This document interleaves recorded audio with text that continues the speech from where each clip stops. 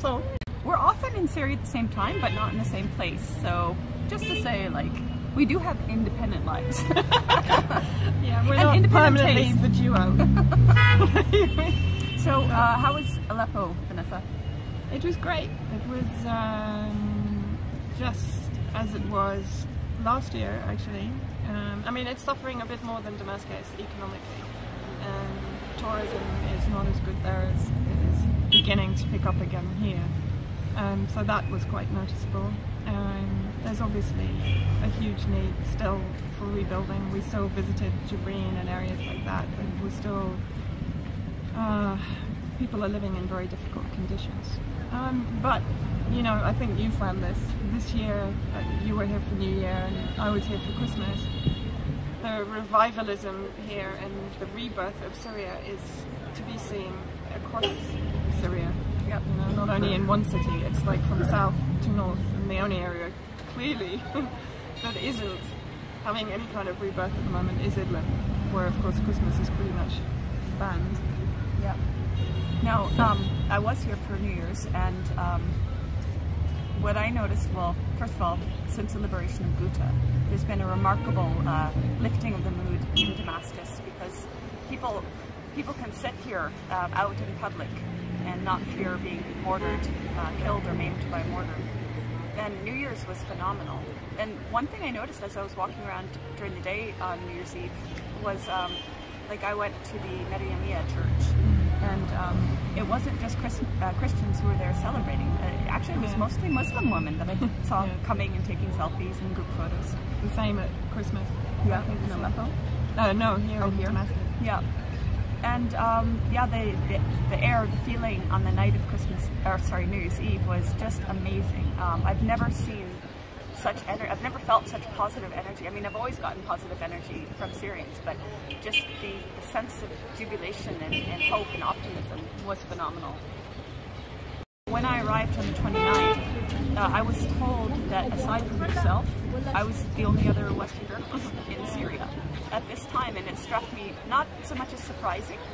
In fact, it's, I guess, more expected that corporate media journalists could very well be here, but they're not. And well, there's been silence actually in the media about what effectively is a victory for Syria, or the secularism of Syria against extremism and persecution and tyranny of the terrorist groups that are financed and supported and promoted by Western media. So exactly the same as they disappeared in East Aleppo when East Aleppo was liberated. And like, for example, now if you go back to those areas that are still in ruin, the children that those media were claiming to protect and to save, etc., are now living in abject poverty. There's no media to go and talk to them about who caused that poverty. Which of course was the Western-backed and Gulf-financed terrorists, Turkey-incubated, Israeli-supported terrorists. And so the media disappear when their agenda is not successful, basically. And so you're not going to see them. I mean, how many of them have reported on this Christmas and this New Year, which, as Eva said, has been phenomenal. Right. And how many of them are reporting on the fact that the UAE embassy is reopening, that the British embassy is allegedly going under renovations to reopen? Yeah. And Peter Ford, the former British ambassador, predicted that the British embassy and the French embassy would reopen in 2019. But none of these positive advancements for Syria are being reported on, except with a tinge of bitterness. There was one article in our favourite rag, The Guardian, you know, ruining the fact that President Assad has won a victory in Syria, you know, as if it's some kind of terrible... In fact, what they've been doing is denying the will of the Syrian people for 7 years, 8 years, and what has actually happened is the will of the Syrian people has triumphed over the will of the West and their client states in the Gulf states and Israel and Turkey. Yeah. And when I was interviewing people on New Year's Eve, they kept stressing, we are one, Syrians are one. They kept stressing, you know, this sectarianism that the Gulf states and the corporate media have attempted to foist onto Syrians. They reject it and they insist that they are one. And that's also something that Western media, if they deigned to come here at this time, I'm sure they would not be covering that. And that's why it's fascinating to come here and to talk with people, because their political knowledge is far more advanced than most Western journalists. If you go and talk with an artisan in old Damascus, and you'll find a better analysis from this person than you will from Western corporate media or from Western politicians. But yeah, above all, it just goes to show how shameful these corporate journalists are. They claimed, they cried for Amr and Dakhmish, yet they didn't deign to go back to Aleppo or go to Aleppo period and talk with his family, as both of us have, and as Syrian media first and foremost did. But yet they cry these crocodile tears for all these alleged crises, and they don't come and talk with the people after the crises are over and learn that the sole reason for starvation, for misery, was the presence of the terrorist factions in all these areas. So I have to say, Syrians are some of the most resilient and remarkable people I've ever met. And I was glad to have a good friend with me on New Year's Eve who helped me interview people and who, yeah, just passed on this wonderful, resilient spirit that we've seen throughout the years. Absolutely. And you see it from everyone, even people who've gone through the most hideous grief and loss, you know, like Shadi in Mahode, who you met as well, who lost his mother, wife and 3 children in the terrorist attack on Mahode on the 7th of September of this year. And when I spoke to him just after Christmas, he said, I have offers to go to Venezuela, to Brazil, but I will never leave Mahode and I will never leave Syria. The only way I will leave is by watering the soil with my blood, just as my family did. And this is what the West has never understood about Syria, is this fortitude, this resilience, this belief in their history, in their culture, in their heritage, in their land, and in their way of life. You know, the West has made this about one man. The West has made this about President Assad. It's not about President Assad. Do they really think that if President Assad were to leave tomorrow that the people would stop defending their country and defending their way of life? This is delusional on behalf of the West. And one thing I really want to say, I interviewed Reverend Ibrahim Nasir in Aleppo, and one very important point that he made: the West can stop financing terrorism, it can stop arming terrorism, but this isn't enough.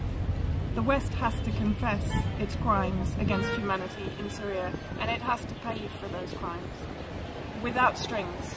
In other words, it has to pay for the reconstruction, it has to pay for the rebuilding of this country, but without expecting anything in return. And if my country, if Britain is preparing to return to the embassy in Damascus, first, before it should be allowed back into this country, it should lift the sanctions on this country that are crippling, not the government, they're not targeting the government, sanctions never do, they collectively punish the Syrian people for refusing to capitulate to the will of the West. And so before my country, your country, any of these countries who have taken a part in the destruction of Syria and the destruction of whole areas of Syria, they should be made to accept their crimes and to confess them and to pay for them. Absolutely.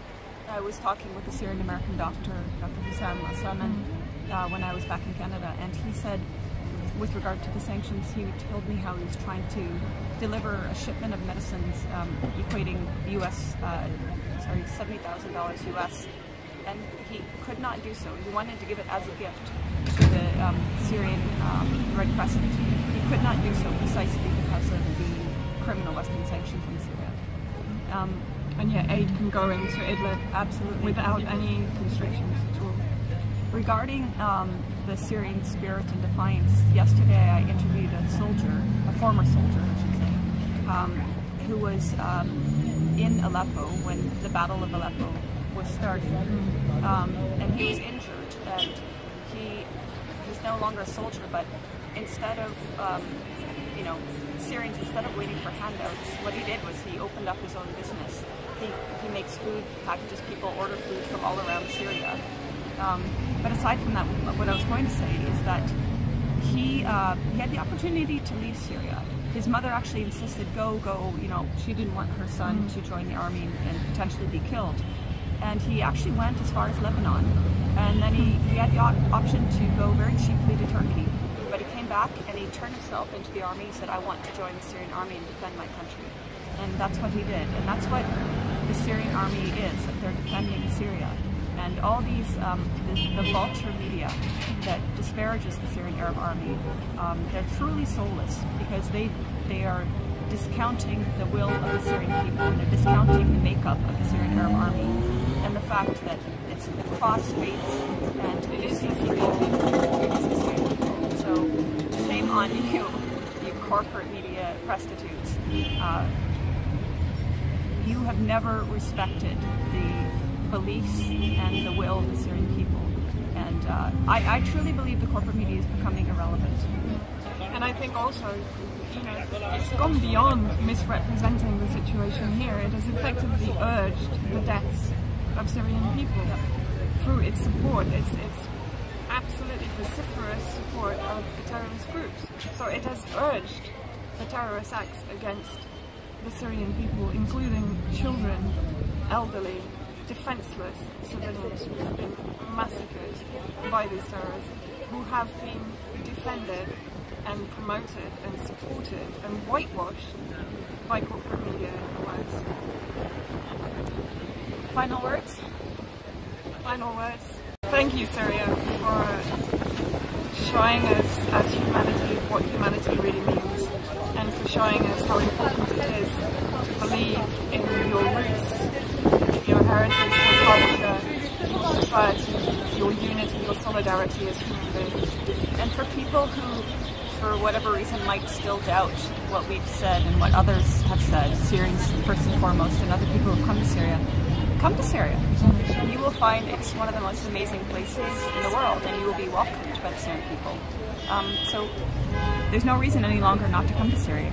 It's safe, and Idlib hopefully will soon be liberated.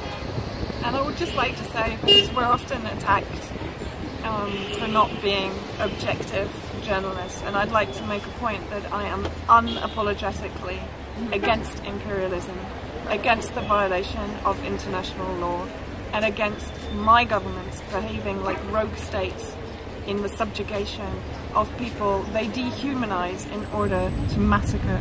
Yes, I'm against that, and I don't apologize for that.